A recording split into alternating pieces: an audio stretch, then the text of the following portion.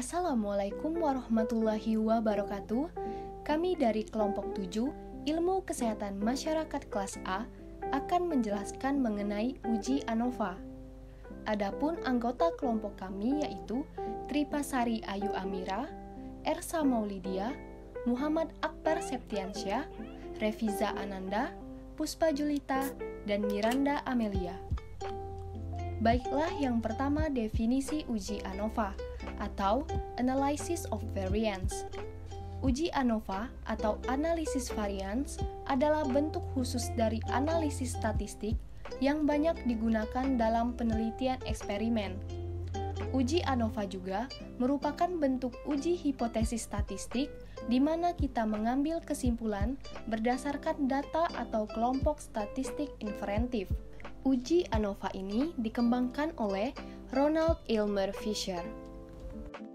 Tujuan dan fungsi uji ANOVA. Tujuan uji ANOVA antara lain untuk menguji rata-rata populasi dan menguji sama atau tidaknya varians. Sementara itu, fungsi uji ANOVA yaitu digunakan untuk melakukan analisis komparasi multivariabel dan untuk membandingkan rata-rata populasi bukan ragam populasi.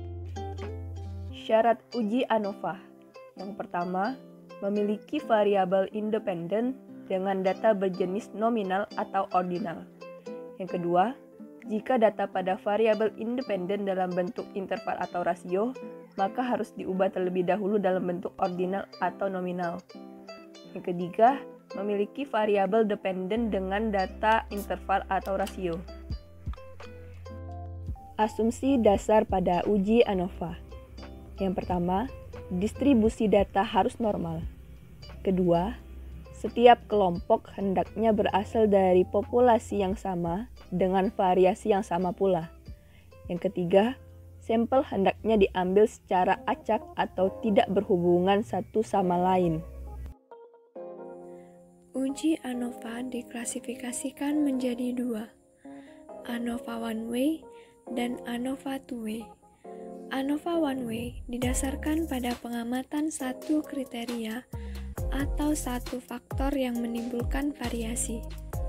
Sedangkan ANOVA two way didasarkan pada pengamatan lebih dari atau sama dengan dua kriteria atau dua faktor yang menimbulkan varians. Keputusan uji ANOVA. Apabila nilai sig lebih besar dari alfa, maka H0 diterima dan dapat disimpulkan bahwa tidak terdapat perbedaan rata-rata dari kelompok yang dibandingkan.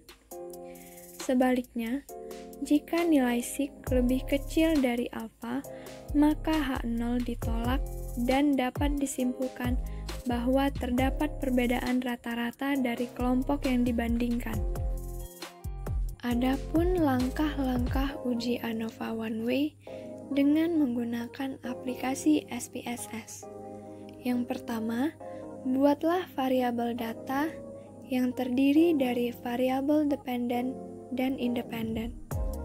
Yang kedua, masukkan data yang ada pada Windows Data View. Yang ketiga, analisis dilakukan dengan memilih menu Analyze, kemudian klik Compare Means, kemudian klik One Way ANOVA, dan pindahkan variabel dependen ke dalam dependent list, sedangkan variabel independen ke dalam kolom factors. Yang keempat, mengingat uji asumsi yang harus dipenuhi pada uji ANOVA, yaitu uji homogenitas, maka pada option kita aktifkan Homogeneity of Variance Test. Kemudian klik Continue. Yang kelima, klik Post Hoc. Kemudian klik Bonferroni. Kemudian klik Continue. Kemudian OK. Yang keenam, akan terlihat hasil pada Windows Output. Terlihat 3 macam tabel, yaitu tabel homogenitas, tabel ANOVA, dan tabel post hoc. Contoh kasus yang dibahas kali ini yakni melihat apakah perbedaan tingkat pendidikan ibu akan berpengaruh terhadap berat badan bayi. Variabel pendidikan sebagai variabel kategorik, sedangkan variabel berat badan bayi merupakan variabel numerik. Kita akan melakukan uji hipotesis kedua variabel tersebut. Variabel uji. Variabel dependen yakni berat badan bayi lahir, sedangkan variabel independen yakni tingkat pendidikan ibu. Uji hipotesis. Hipotesis 0. Tidak terdapat perbedaan rata-rata antara berat badan bayi lahir terhadap tingkat pendidikan ibu yang berbeda.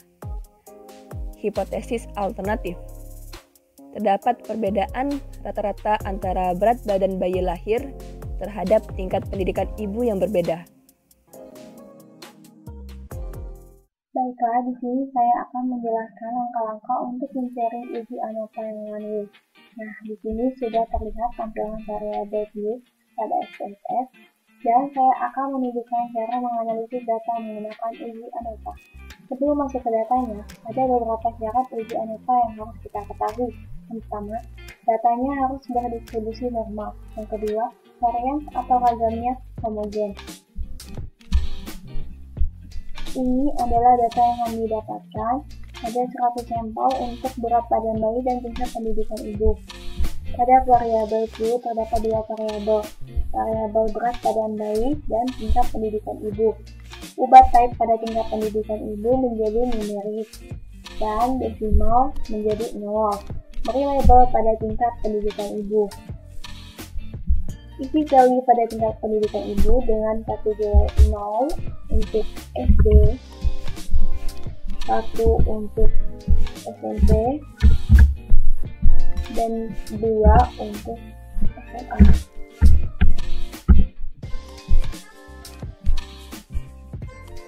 Ubah measure pada tingkat pendidikan ibu menjadi ordinal.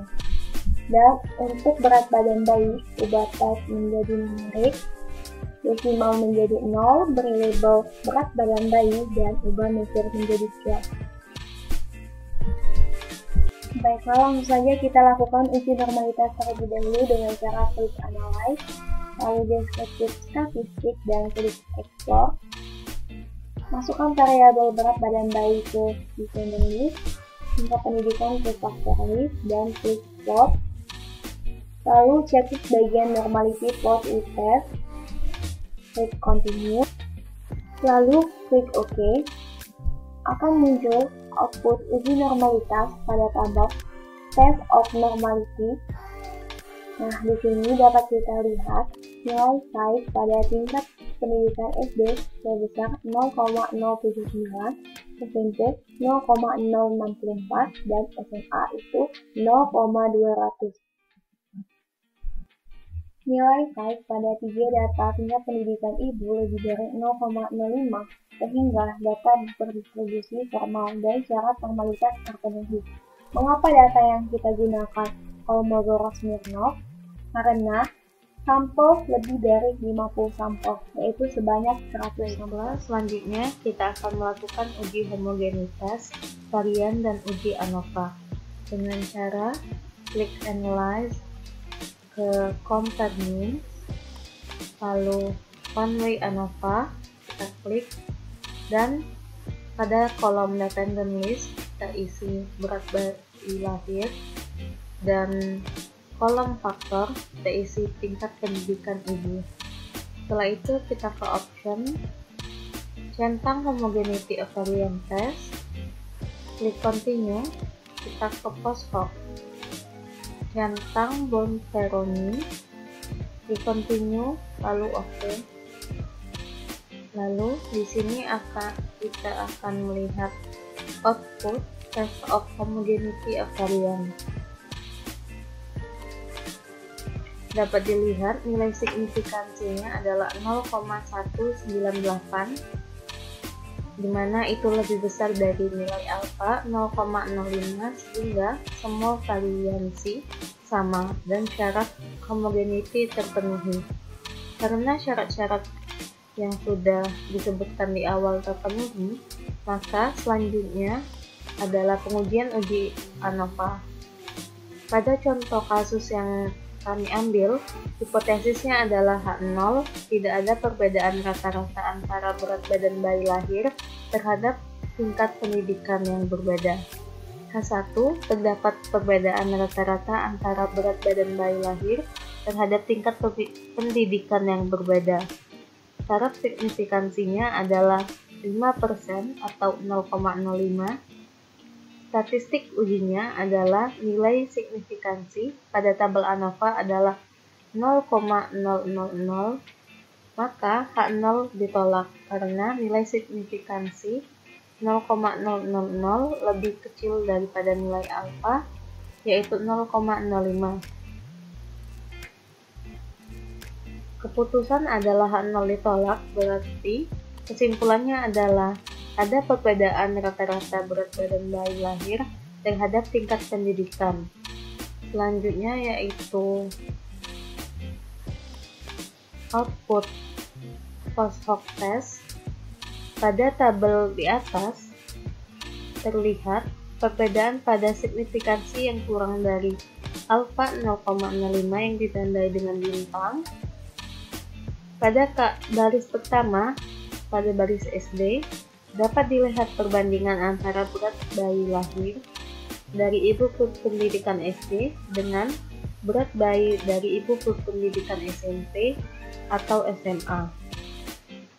Begitu juga dengan baris kedua dan baris ketiga. Dari hasil di atas dapat disimpulkan bahwa ada perbedaan rata-rata antara berat badan bayi lahir terhadap tingkat pendidikan ibu SD dengan tingkat pendidikan ibu SMP, dan terhadap tingkat pendidikan ibu SD dengan tingkat pendidikan ibu SMA, dan terhadap tingkat pendidikan ibu SMP dengan tingkat pendidikan ibu SMA. Selanjutnya merupakan hasil dan kesimpulan dari contoh kasus dengan menggunakan uji ANOVA. Di bawah ini merupakan tabel hasil dari uji ANOVA dengan kesimpulan. Statistik ujinya adalah nilai signifikansi pada tabel uji ANOVA adalah 0,000. Maka keputusannya adalah hipotesis 0 ditolak karena nilai signifikansi 0,000 kurang dari alfa 0,05. Yang berarti ada perbedaan rata-rata berat badan bayi lahir terhadap tingkat pendidikan ibu.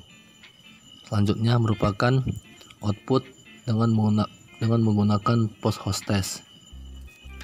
Pada baris pertama dapat dilihat perbandingan antara berat badan bayi dari ibu berpendidikan SD dengan berat badan bayi dari ibu berpendidikan SMP atau SMA, dan begitu juga pada baris kedua SMP dan pada baris ketiga SMA. Dari hasil di atas dapat disimpulkan bahwa ada perbedaan rata-rata antara berat badan bayi lahir terhadap tingkat pendidikan ibu SD dengan tingkat pendidikan ibu SMP, dan terhadap tingkat pendidikan ibu SD dengan tingkat pendidikan ibu SMA, dan juga terhadap tingkat pendidikan ibu SMP dengan tingkat pendidikan ibu SMA. Berikut ini referensi yang kami gunakan. Apabila teman-teman ingin mengetahui lebih lanjut, kalian dapat mengakses referensi berikut. Sekian dari kami. Wassalamualaikum warahmatullahi wabarakatuh.